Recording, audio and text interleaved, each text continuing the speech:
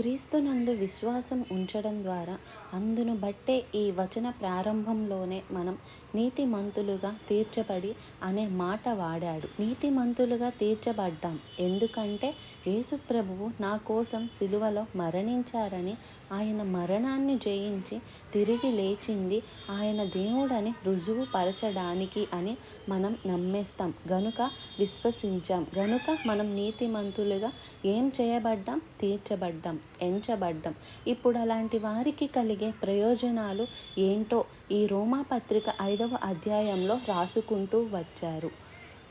వాటిని నేను క్లుప్తంగా ఈ రాత్రి మీతో పంచుకొని ఈ అధ్యాయాన్ని ముగించేస్తాను. నంబర్ 1, మనము దేవునితో సమాధానాన్ని కలిగి ఉంటాము. నీతిమంతులుగా తీర్చబడిన వారు మాత్రమే దేవునితో ఏం కలిగి ఉంటారు? సమాధానం కలిగి ఉంటారు. అలా కాని పక్షంలో దేవునితో ఏం కలిగి ఉంటాం? మనం వైరం కలిగి ఉంటాం. We are the enemies of God. అయితే నీతిమంతులుగా తీర్చబడినప్పుడు మనకు ఇవ్వబడే మొదటి ఆశీర్వాదం ఏంటంటే దేవునితో సమాధానాన్ని.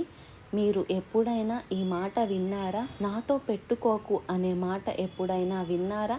కొంతమంది మాట్లాడతారు, ఆ మాట నువ్వు ఎవరితో పెట్టుకున్నా పెట్టుకోకపోయినా నాతో పెట్టుకోకు అంటారు. ఎందుకంటే ఐ నో వెరీ స్ట్రాంగ్, నేను ఒక విషయంలో నాకు స్ట్రాంగ్గా ఉన్నాడు, నాతో పెట్టుకోకు. నాతో పెట్టుకున్నావంటే ఇంక తర్వాత ఏదో పదాలు వాడతారనుకో, మనకి అనవసరం అవన్నీ కూడా. యుద్ధ రంగంలో అమెరికాతో ఎవరు పెట్టుకోకూడదు అంటారు? ఎందుకోసం అంటే వాళ్ళకు ఉన్న డిఫెన్స్ సిస్టమ్ అంత గొప్పది.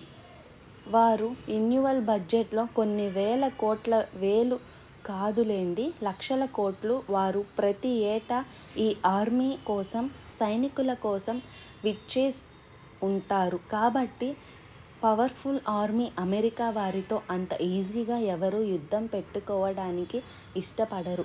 అదేంటో ఇరాన్ అనే దేశం మరి ఎలా సహించారో మనకే తెలియదు, కానీ వారు యుద్ధం చేయాలనుకుంటున్నారు, ఏదో పోరాడుతున్నారు. నాతో పెట్టుకోకు అంటారు కదా. ప్రపంచంలో నువ్వు ఎవరితో పెట్టుకున్నా పెట్టుకోకపోయినా ఎవరితో పెట్టుకోకూడదు? దేవునితో పెట్టుకోకూడదు. ఎందుకోసం అంటే ఆయన జీవాధిపతి, ఆయన సకల ఆశీర్వాదాల కారణభూతుడు, ఆయనే సమీపింపరాని తేజస్సులో నివసించగలిగిన దేవుడు. ఆయన ఒక్కడే అధిక బలం గలవాడు, అధిక శక్తి వహించినవాడు, అధిక ఘనత వహించినవాడు. ఆయనతో స్నేహమే మనకు ప్రయోజనం, కానీ ఆయనతో వైరం మనకి ప్రయోజనం కాదు. లోక స్నేహం మనల్ని దేవునికి ఎలా మార్చేస్తుందట? శత్రువులుగా చేస్తుంది, దేవుని శత్రువులుగా చేస్తుంది. కొన్నిసార్లు ఏముందండి, నేను లోకంతో స్నేహం చేస్తున్నాను, దానివల్ల ఏమవుద్దిలేండి అంటే ఏమవుద్దో లేదో తర్వాత సంగతి. కానీ మొదటిగా జరిగేది ఏంటంటే నువ్వు ఎవరికి శత్రువు అయిపోతున్నావు? దేవునికి శత్రువు అయిపోతున్నావు. ఆయనకు వ్యతిరేకంగా నిలబడుతున్నావు. నువ్వు సాధించేది ఏదీ లేదు, నువ్వు ఆశీర్వాదం పొందలేవు, దీవెన పొందలేవు. సత్యదేవుని వదిలిపెడితే, నిజదేవుని విడిచిపెడితే, నీతిమంతుడైన ప్రభువుని విడిచిపెడితే, మహిమా సంపన్నుడైన ప్రభువుని విడిచిపెడితే, కనికర సంపన్నుడైన ప్రభువును విడిచిపెడితే, వాత్సల్య పూర్ణుడైన ప్రభువుని విడిచిపెడితే నువ్వు సాధించేది ఏదీ లేదు. నరకాన్ని తప్ప నువ్వు ఏమీ సాధించలేవు. బైబుల్ సెలవిస్తూ ఉంది, నీతిమంతుడిగా ఒక వ్యక్తి తీర్చబడినప్పుడు అతడు పొందుకునే మొట్టమొదటి ప్రయోజనం ఏంటంటే సర్వశక్తుడైన దేవునితో సమాధానాన్ని మనం కలిగి ఉంటాం. We will have peace with God. దేవునితో సమాధానం కలిగి ఉండటం. సమాధానము అన్న మాటకు గ్రీకులో ఇరేనే అనే పదం వాడారు, లేదా కొంతమంది దాన్ని ఐరన్ అని కూడా పిలుస్తారు.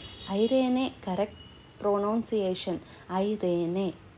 పీస్ అనే మాటకు గ్రీకులో వాడబడిన పదం న్యూ టెస్టిమెంట్లో, నూతన నిబంధనలో ఆ పదం సుమారుగా 92 సార్లు వ్రాయబడింది.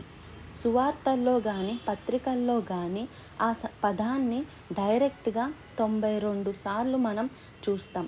ఎంటైర్ న్యూ టెస్టిమెంట్లో ఓన్లీ పాలిస్ లెటర్స్లో అంటే పౌలు గారు రాసిన పత్రికల్లో 43 సార్లు కనబడుతుంది సమాధానం అనే మాట. 43 టైమ్స్ వీఆర్ దట్ వర్డ్ ఐరన్ ఇన్ పోలిన్ లెటర్స్. పౌలు గారు రాసిన ఉత్తరాల్లో 43 సార్లు కనబడుతుంది అంటే బైబిల్ సమాధానానికి ఇచ్చిన ప్రాధాన్యత మనం అర్థం చేసుకోవాలి.